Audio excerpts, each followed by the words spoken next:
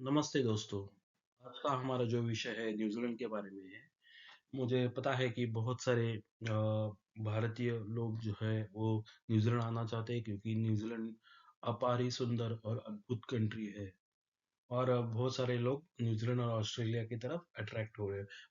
कुछ जमाना था ऐसा 20-30 साल पहले लोग हमेशा इंग्लैंड और यूनाइटेड स्टेट्स प्रेफर करते थे, बट 2010 के बाद बहुत सारे लोग ऑस्ट्रेलिया और न्यूजीलैंड की तरफ आने लगे हैं। और अब न्यूजीलैंड एक बहुत ही अद्भुत कंट्री है। तो आज हम लोग ये देखेंगे कि आपके बर्थ चार्ट में ऐसे कुछ क्या स्पेसिफिक कॉम्बिनेशन है जिससे आप पता कर सकते हैं कि आपका चार्ट प्रॉमिस दिखाता है न्यूजीलैंड सेटल होने के लिए या न्यूजीलैंड का स्थायी निवासी बनने के लिए। तो मेरे पास टोटल 5 चार्ट है। और 5 चार्ट खत्म हो जाने के बाद मैं आपको एक मतलब एक सूत्र दूंगा। वो सूत्र बहुत ही इम्पोर्टेंट है वो जानने के लिए कि हमारे चार्ट में प्रॉमिस है क्या ऑस्ट्रेलिया ऑस्ट्रेलिया या न्यूजीलैंड सेटल होने के लिए। बट हमारा आज का सब्जेक्ट है न्यूजीलैंड, तो हम लोग फोकस करेंगे खाली न्यूजीलैंड के लिए।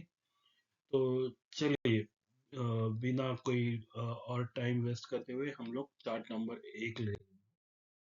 तो हमेशा हम लोग को अगर परदेशी स्थायी होना है तो हम लोग को चौथा, 12वां, 9वां ये घर बर्थ चार्ट में बहुत ही इम्पोर्टेंट होता है।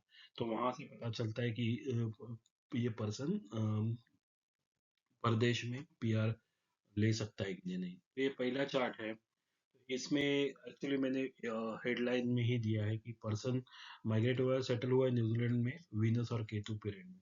तो हम लोग जल्दी से उसका चार्ट देख लेंगे। वहां मैंने मतलब 3 डी चार्ट भी दिए, बट हम लोग प्राइमरी फोकस करेंगे राशि चार्ट के ऊपर। ये है लिब्रा या तो लग्न की कुंडली है जिसमें केतु और जुपिटर दूसरे घर में है। चंद्र है छठवें घर में, राहु 8वें घर में, और बुध, मंगल और वीनस 11वें घर में, और ये सूर्य 12वें घर में। तो आप यहाँ कॉम्बिनेशन देखेंगे तो दूसरे घर में 2 प्लैनेट है, छठवें घर में एक प्लैनेट है, 8वें घर में एक प्लैनेट है, और 11वें घर में मरक्यूरी, मार्स, वीनस, और 12वें घर में सन है। और जो अ, चतुर्थेश और पंचमेश से शनि वो प्रथम घर में। तो आप देखेंगे यहाँ मरक्यूरी जो है नवम घर का मालिक है, और 12वें घर का मालिक है, वो 11वें के साथ में है। और यहाँ आप एक कॉम्बिनेशन देखेंगे या 11वें और 12वें का परिवर्तन। शनि जो एग्जॉल्टेड होके फर्स्ट हाउस में बैठा है और उसका दृष्टि थर्ड हाउस पे है। तो आप देखेंगे कि किस तरीके से कि ये चार्ट है, इसमें प्रॉमिस बन रहा है कि परदेश सेटल होने के लिए। तो जो नौवा और 12वें का स्वामी है वो वीनस के साथ है। ये पर्सन न्यूजीलैंड में सेटल हुआ है वीनस और केतु पीरियड में, शुक्र और केतु के पीरियड में। देखा जाएगा तो ये शुक्र जो है मरकुरी के साथ तो है ही, नवम और नवमेश और 12वें के घर, 12वें घर के स्वामी के साथ साथ में ये एस्पेक्ट में कर रहा है केतु के ऊपर। तो एक्चुअली देखा जाएगा तो ये वीनस एस्पेक्ट नहीं कर रहा है, वीनस मंगल के साथ है। इसके लिए वीनस का जो इन्फ्लुएंस है थोड़ा बहुत केतु के ऊपर जाता है, और केतु वीनस से केतु ये चतुर्थ घर में बैठा हुआ है, चौथे घर में बैठा हुआ है। अब बाकी D4 चार्ट में भी देखेंगे तो वीनस, मार्स और केतु ये तीनों प्लैनेट्स साथ में बैठे हुए हैं D4 चार्ट में। तो ये जो वीनस और केतु का कॉम्बिनेशन है इसके वजह से ये व्यक्ति वीनस और केतु पीरियड में न्यूजीलैंड में सेटल हुआ है।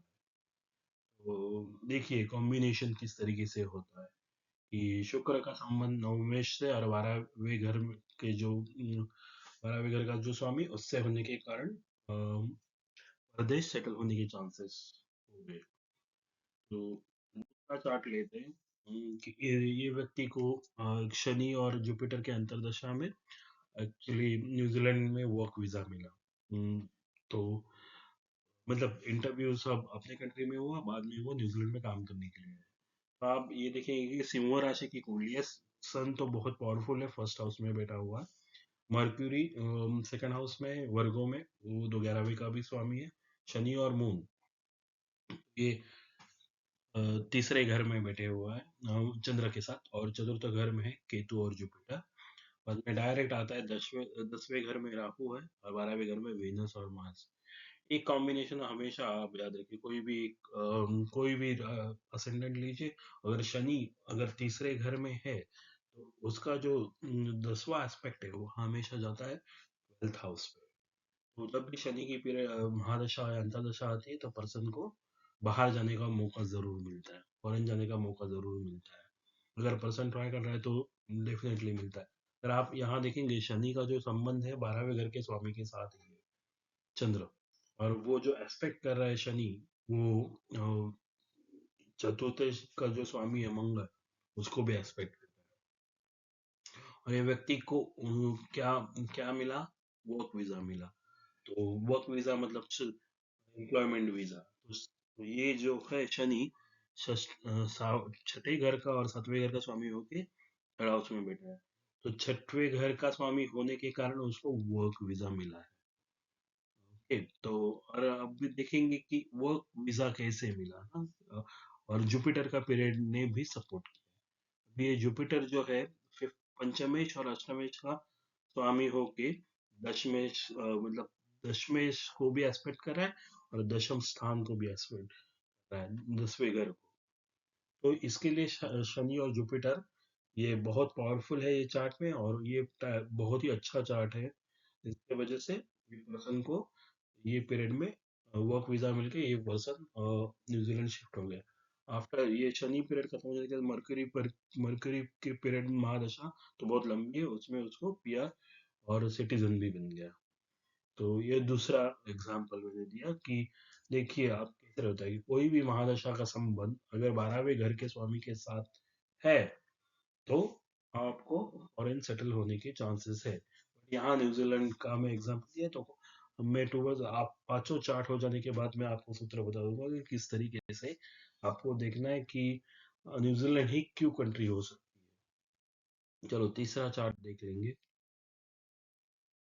इसमें है native got settled in New Zealand इन चंद्र महादशा और मंगल की अंतरदशा में। तो ये आप देख सकते हैं कि ये लिब्रा तुला राशि की अगेन कुंडली है। उसमें देखेंगे आप तो मंगल दूसरे घर में है, वृश्चिक में शनि धनु में है, सूर्य है वो कैप्रिकॉर्न मकर में है। ये मर्क्यूरी है जो बुध है वो कुंभ राशि में है, और वीनस शुक्र और राहु पैसेस मतलब मीन राशि में है, और जुपिटर है मेष राशि में, और मून लियो में, और केतु है वो मरकरी में है। तो आप अगर यहाँ देखेंगे तो आप पहले अगर वापस हम लोग देखेंगे कि नवमेश नवमेश और 12वें घर का स्वामी नवमेश और द्वादश है मरक्यूरी। मरक्यूरी का पंचम में है, और ये पर्सन जो सेटल हो गया अब्रॉड में वो है मून की महादशा में और मंगल की दशा में। अगर आप ये मरकुरी को देखेंगे तो उसको मून एस्पेक्ट, तो ये मंगल जो है मंगल भी एस्पेक्ट कर रहा है। मतलब ये 12वें और 9वें घर का स्वामी को ये दोनों महादशा लॉर्ड और अंतरदशा लॉर्ड एक्सपेक्ट कर रहे हैं। तो चांस बन सकता है कि ये पर्सन ये टाइम पे अगर एफर्ट्स डालता है तो वो माइग्रेट हो सकता है, क्योंकि ये महादशा और अंतरदशा का दोनों का संबंध डायरेक्ट नवमेश और 12वें से बन रहा है। ओके। ओके, तो चौथा चार्ट ले लेंगे। इसमें नेटिव मूव टू न्यूजीलैंड इन मंगल और जुपिटर की अंतरदशा में, मंगल की महादशा में आया। तो अगेन ये सिंह राशि की कुंडली है जिसमें सूर्य तीसरे घर में है, मरकरी बुध है वो स्कॉर्पियो में, वीनस मून राहु ये तीनों प्लैनेट है सजिटेरियस में या मतलब धनु में। जुपिटर है वो षष्ठम स्थान में है कैप्रिकॉर्न में, मंगल है एरिस में मेष में, और केतु शनि ये दोनों प्लैनेट बैठे हुए जेमिनी में। तो आप ये देख सकते हैं कि अगर हम लोग वापस देखेंगे कि 12वें और 9वें घर का स्वामी कौन सा है। 12वें घर का जो स्वामी है मून है वो वीनस और राहु के साथ बैठा हुआ है, और जो नवमेश है वो है मंगल, और नवमेश और चतुर्थेश दोनों है मंगल। बट ये मंगल जो है वो 12वें स्थान को रेस्पेक्ट कर रहा है। तो ये मंगल अकेला कैपेबल है कि ये पर्सन को फॉरेन ले जा सकता है। और ऊपर से जो दूसरी अंतर्दशा है, तो अंतर्दशा है जुपिटर की। तो ये जुपिटर जो है, जो 12वें घर का जो स्वामी है, मून चंद्र, उसका डिस्पोजिटर है। ये जुपिटर भी मतलब 12वें घर को एस्पेक्ट कर रहा है। तो ये दोनों दोनों प्लैनेट्स प्रॉमिस करते हैं कि ये पर्सन ये महादशा और अंतर्दशा में फॉरेन जा सकता है। तो अभी पांचवा चार्ट जल्दी से ले लेंगे। ये नेटिव है कि इंडिया से मास्टर्स पढ़ने के लिए आई, और ये मास्टर्स उसने शनि और जुपिटर में चालू किए हैं। तो ये वापस ये एक चार्ट है, कैंसर असेंडेंट का चार्ट है। में जो शनि जो है वो पंचम स्थान में बैठा हुआ है। तो ये कैंसर का असेंडेंट होने के कारण शनि जो है सप्तमेश और अष्टमेश होके पंचम स्थान में बैठा है, और वो लियो से दूसरे स्थान को एस्पेक्ट भी कर रहा है, दूसरे घर को एस्पेक्ट भी कर रहा है। और ये जुपिटर की अंतर्दशा में भी मतलब शनि की महादशा में जुपिटर की अंतर्दशा में यह व्यक्ति न्यूजीलैंड आई, तो जुपिटर जो है अष्टम में होके सेकंड हाउस को एस्पेक्ट कर रहा है। तो अब ये जुपिटर जो है आप देखेंगे गुरु, ये षष्ठेश भी है, नवमेश भी है। नवमेश ये दोनों घर का मालिक होके अष्टम में बैठा है, और वो सेकंड हाउस को एस्पेक्ट कर रहा है। तो ये कॉम्बिनेशन आप देखेंगे, तो ये शनि और जुपिटर दोनों प्लैनेट्स, शनि तो पंचम में बैठा हुआ है, तो ऑब्वियसली वो एजुकेशन को प्रमोट कर रहा है। जुपिटर नवमेश होने के कारण, षष्ठेश होने के कारण सेकंड हाउस को एस्पेक्ट करता है। तो ये दोनों प्लैनेट का सेकंड भाव पे एस्पेक्ट होना ये दिखाता है कि ये व्यक्ति मास्टर्स के लिए फॉरेन जा सकती है। तो क्योंकि ये दोनों का एस्पेक्ट है, तो बट इससे ये प्रॉमिस होता है कि ये फॉरेन हो सकता है क्या। हम्म, तो आप देखेंगे कि इसमें जो नवमेश है, जुपिटर है, ठीक है, और 12वां घर का जो स्वामी है मर्क्यूरी है, ठीक है। तो ये जुपिटर का जो एस्पेक्ट है वो मर्क्यूरी के ऊपर जा तो रहा है, बट शनि का जो एस्पेक्ट है वो शनि मेरे ख्याल से मर्क्यूरी के नक्षत्र में। तो ये मतलब दोनों प्लैनेट मतलब मर्क्यूरी को किसी भी तरह से इन्फ्लुएंस डेफिनेटली कर रहे हैं। तो और भी देखने के तरीके हैं, मतलब ये शनि जो आप नेक्स्ट चार्ट में देखेंगे, बाजू वाले चार्ट में, तो शनि अपने घर से 12वें घर में गया हुआ है। तो जब भी ऐसा कोई प्लैनेट अपने घर से, मतलब अगर कोई प्लैनेट स्कॉर्पियो में है और वो प्लैनेट अगर लियो में D9 में चला गया, तो देर इज अ चांस ना कि ये, क्योंकि ये जो शनि की महादशा है बहुत लंबी महादशा रहती है। तो उसमें अगर कभी ऐसा टाइम आ जाता है कि शनि अपने घर से 12वें घर में है, महादशा और अंतरदशा के टाइम में 12वें घर में ट्रांजिट हो रहा, तो पर्सन डेफिनेटली फॉरेन जाने का या एक्सपेंसेस होने के चांसेस रहते हैं। तो पर्सन अपना घर छोड़ के दूर जा सकता है। तो ये व्यक्ति ये दोनों महादशा अंतरदशा पीरियड में मास्टर्स करने के लिए आए हैं। तो अभी आप पांचों चार्ट देखेंगे, तो पांचों चार्ट में एक कॉमन चीज क्या आ जाती है कि अ, एक एक चीज कॉमन आ जाती है कि अ, जितने भी 12वें घर का या नवमेश का भी जो स्वामी है, चतुर्थेश का स्वामी, उसका संबंध मंगल या केतु से आया हुआ है, या स्कॉर्पियो राशि से आया हुआ है। तो तो मतलब न्यूजीलैंड को आप समझ सकते हैं कि स्कॉर्पियो राशि, मंगल और केतु का इन्फ्लुएंस अगर 12वें घर से है, तो पर्सन फॉरेन जा सकता है, न्यूजीलैंड सेटल हो सकता है। नवमेश और 12वें घर का स्वामी है। अगर पहले चार्ट में, अगर आप बाद में पीछे जाके आप देख लेंगे, तो पहले चार्ट में कैसा है कि वीनस का जो संबंध है वो मरकरी के साथ था, मरकरी के साथ था, और उसके साथ मंगल भी था। तो मंगल का संबंध पहले चार्ट में आ गया, और उसकी अंतर्दशा थी केतु। तो वीनस का जो संबंध है मंगल के साथ था, भी केतु के साथ था, और साथ में नवमेश और 12वें घर का जो स्वामी था मरक्यूरी, उसके साथ भी था। इसलिए पहले चार्ट में जो व्यक्ति है वीनस केतु में और न्यूजीलैंड में सेटल होने के लिए आ गया है। दूसरे चार्ट में जो दूसरा चार्ट में जो पर्सन था कि वो उसको वर्क वीजा मिला, तो वर्क वीजा में आप देख सकते हैं कि वो उसको वर्क मिला सैटर्न और जुपिटर के दशा में मिला। तो शनि जो है वो मून को एसोसिएट था, और वो मंगल का एस्पेक्ट कर रहा था। और जुपिटर जो है वो ऑलरेडी स्कॉर्पियो में बैठा है और वो केतु का से उसका संबंध बना हुआ है। तो वापस स्कॉर्पियो और मार्स केतु का संबंध आ गया। तीसरा चार्ट थोड़ा सा डिफरेंट है। तीसरा चार्ट था लिब्रा असेंडेंट और उसमें कैसे था, मून जो था, मून का संबंध और मंगल का संबंध, ये दोनों नवमेश और बारहवें बारहवें घर के स्वामी मरकुरी के साथ। और ये मून जो था मात्रा कारक का था। आप B4 चार्ट में उसको मून का जो साइन देखेंगे तो वो वापस स्कॉर्पियो या वृश्चिक राशि में आ जाता है। और चौथे चार्ट में हम लोगों ने देखा कि ये पर्सन जो है मंगल और अ, मंगल और जुपिटर की दशा में न्यूजीलैंड आया। तो ये वो सिंह राशि की कुंडली थी, तो मंगल वापस आ गए वृश्चिक राशि का स्वामी, और वो एक्सपेक्ट कर रहा था कि 12वें घर को, और जुपिटर जो है वो भी 12वें घर को एक्सपेक्ट कर रहा था। और ये जुपिटर D9 में आप चेक करेंगे, जुपिटर मंगल दोनों साथ में थे एरिस असेंड, एरिस की मतलब मेष मेष लग्न में थे। तो आप जहां भी देखेंगे कि पर्टिकुलर प्लैनेट मंगल केतु या कोई भी ऐसा प्लैनेट है जो वृश्चिक से कनेक्ट करता है और नौवे नौवे 12वें चतुर्थेश संबंध बनाते हैं, तो पर्सन न्यूजीलैंड में सेटल होने के लिए आ सकता है।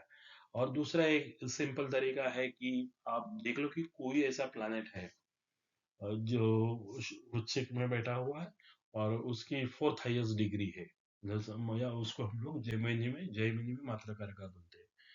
तो वो चौथे कुंडली में आप देखेंगे कि केतु और शनि दोनों साथ में जेमिनाय राशि में थे। तो केतु का संबंध शनि से बना हुआ था और शनि जो था मात्रा कारक का था। तो देखिए वापस मात्रा कारक का संबंध केतु से आ गया। और जो लास्ट वाला जो कुंडली था, ये कुंडली है, ये मंगल और शनि, इसमें शनि और जुपिटर प्लेनेट में मास्टर्स के लिए, जिसमें शनि जो था स्कॉर्पियो राशि में था, और जुपिटर जो है वो मंगल का डिस्पोजिटर था। तो और मंगल और केतु को मंगल का तो डिस्पोजिटर, जुपिटर केतु को भी एस्पेक्ट। तो आप इस तरीके से देख सकते हैं कि आपको ये पता लगेगा कि ये स्कॉर्पियो साइन मंगल केतु या कोई भी प्लैनेट ऐसा है जो स्कॉर्पियो में बैठा हुआ है, ये और मात्रा कारक का जो है उसका संबंध अगर मंगल केतु से आ रहा है, और अगर मात्रा कारक का itself अगर प्लेस्ड है स्कॉर्पियो में, तो डेफिनेटली चांस बनता है। बट आपको ओवरऑल कॉम्बिनेशन भी देखना चाहिए कि चार्ट में मेन तो प्रॉमिस होना चाहिए, चतुर्थेश का 12वें के साथ, 12 नौ नवमेश के साथ, तो ये कॉम्बिनेशन आना चाहिए। तो आप कभी कभी देख सकते हैं कि कभी भी कुछ कुछ लोग राशि कुंडली में भी रहता है, कभी कभी दो या तीन चार्ट डी चार्ट्स में भी मिलता है, कभी कभी खाली D9 में मिलता है, कभी कभी D4 में मिलता है। तो आपको ओवरऑल चार्ट स्टडी करने आना चाहिए, उससे आपको ये पता चलेगा कि पर्सन अब्रॉड सेटल हो जाता है। तो ये जो पांचों चार्ट थे वो न्यूजीलैंड के लिए थे। कि नेक्स्ट सीरीज में हम लोग ऑस्ट्रेलिया के लिए कॉम्बिनेशन देखेंगे कि अगर ऑस्ट्रेलिया को आपको स्थायी निवासी लेनी है, तो आपके पास कौन सा कॉम्बिनेशन चाहिए। आप बाद में देख सकते हैं कि क्या कॉम्बिनेशन है ऑस्ट्रेलिया के लिए आ, आपको प्यार लेने के लिए प्रॉमिस दे रही है। दोस्तों, आप ये वीडियो देख ले, वापस आप पांचों चार्ट देख सकते हैं, वापस ये वीडियो वापस आगे पीछे करके सुन सकते हैं। अगर आपको कोई परेशानी हो रही है आपका चार्ट समझने के लिए, तो आप नीचे कमेंट बॉक्स में कमेंट लिख सकते हैं, या आपका चार्ट का डिटेल्स दे सकते हैं। जब भी मुझे समय मिलेगा वो देख के मैं आपको जवाब दे सकता हूँ। धन्यवाद।